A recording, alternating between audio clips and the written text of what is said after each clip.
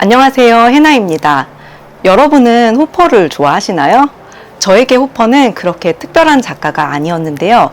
서울시립미술관 서소문 본관에서 열리고 있는 에드워드 호퍼의 이번 전시를 보며 호퍼를 정말 좋아하게 되었습니다. 전시를 통해 그의 엄청난 노력과 정성의 삶이 고스란히 느껴졌거든요. 오늘은 에드워드 호퍼의 65년의 작업 여정을 총망라한 호퍼의 첫 국내 개인전 에드워드 호퍼 길 위에서 전시를 소개하려고 합니다.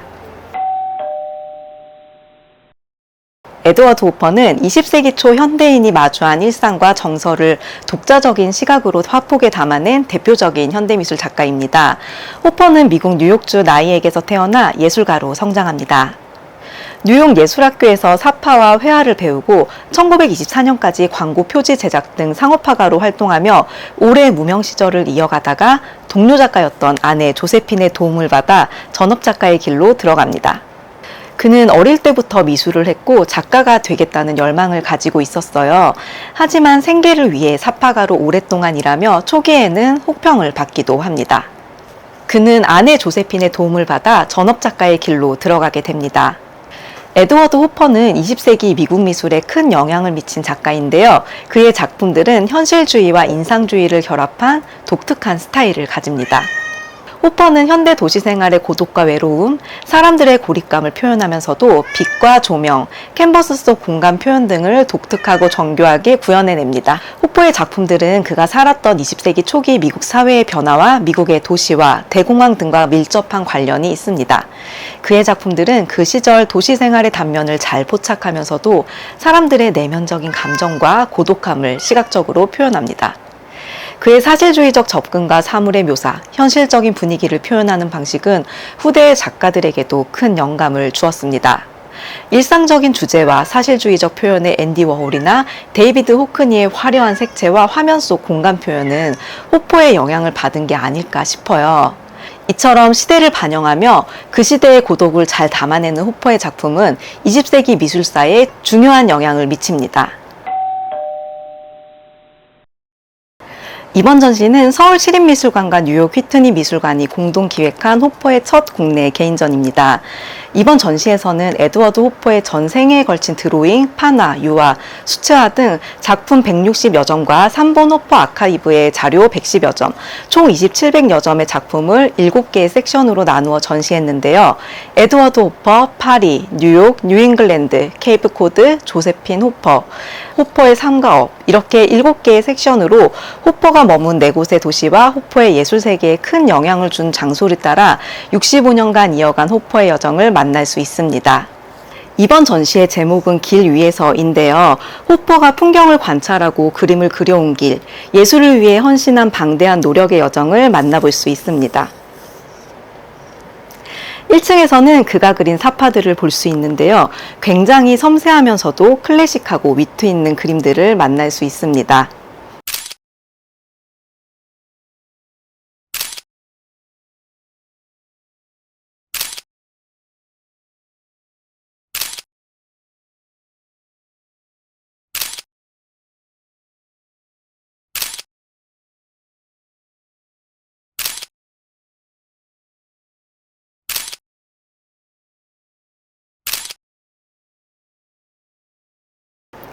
이번 전시는 2달 만에 관람객 20만 명을 돌파했는데요. 호퍼의 이름의 위력을 볼 수 있죠.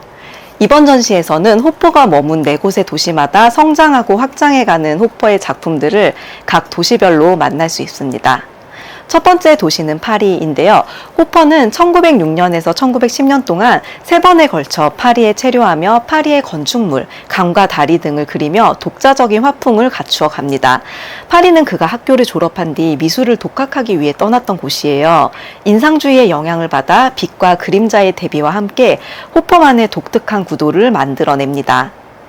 두 번째 도시는 뉴욕입니다. 1908년 이래 호퍼는 뉴욕에 정착합니다. 이곳에서 도시에 대한 관찰이 두드러지는 작품들을 그리게 되죠. 고가철도, 마천루, 교각, 건물, 센트럴파크 등이 등장합니다. 호퍼는 생계를 위해 사파가가 되는데요. 원치 않는 작업을 이어가며 애칭 작업을 시도합니다. 애칭은 날카로운 선이 강조되는 판화 기법이에요. 애칭은 빛과 그림자를 연구하는 중요한 매체이자 호퍼의 전성기 회화에 등장하는 주제와 구도의 초석이 됩니다. 애칭을 시도하며 호퍼의 그림은 전보다 묘사가 더욱 구체화됩니다. 애칭으로 뉴욕의 다양한 풍경을 담은 작품을 제작하며 좋은 평가를 받지만 그럼에도 그의 무명 시절은 오래 길어지고 혹독한 악평을 받기도 합니다. 세 번째 도시는 뉴잉글랜드입니다.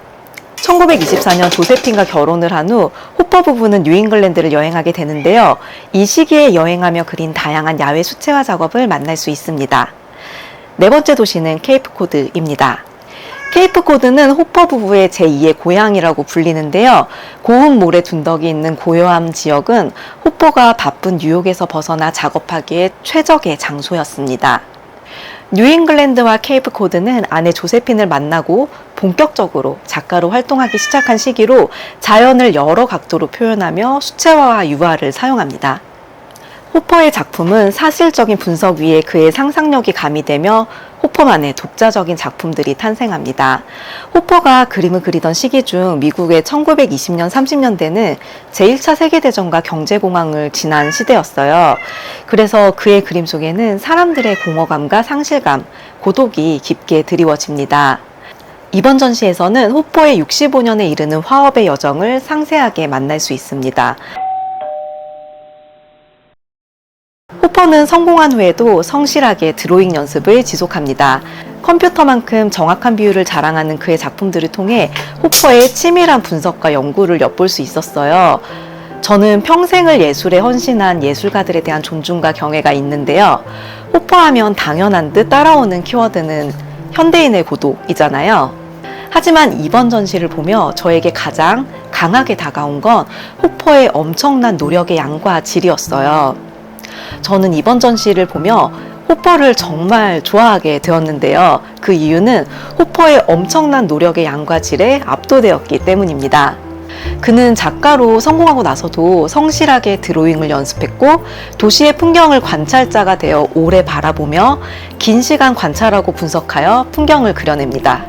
그 위에 자신의 상상력을 얹어 호퍼의 풍경을 만들었죠. 작품마다 담겨있는 그의 진지함이 제 마음을 울렸습니다. 이렇게 정성이 들어간 작품들이 너무너무 좋더라고요. 관찰과 기억과 상상이 뒤섞여 만들어내는 독특한 구도와 빛깔, 묘한 일렁임이 너무 좋았는데요. 이러한 호퍼의 작품을 보며 무언가를 오래 사랑한다는 건 슬픔과 외로움이 깊게 스며있는 일이구나 이런 생각을 했습니다. 그리고 이번 전시를 통해서 아내 조세핀의 헌신을 또한 엿볼 수 있었는데요.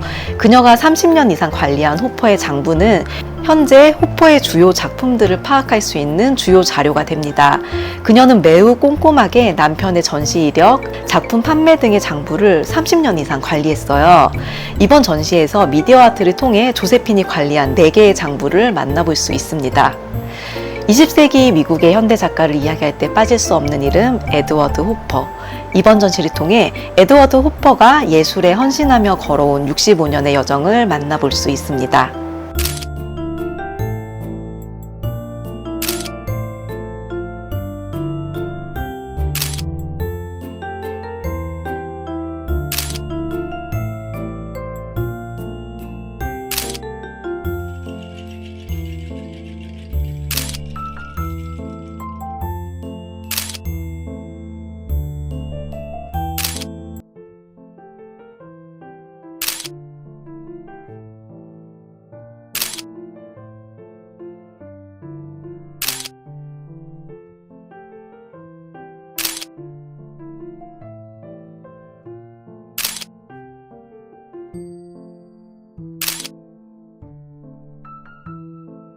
해나의 한 줄 요약, 호퍼가 걸어온 65년의 여정, 길 위에서.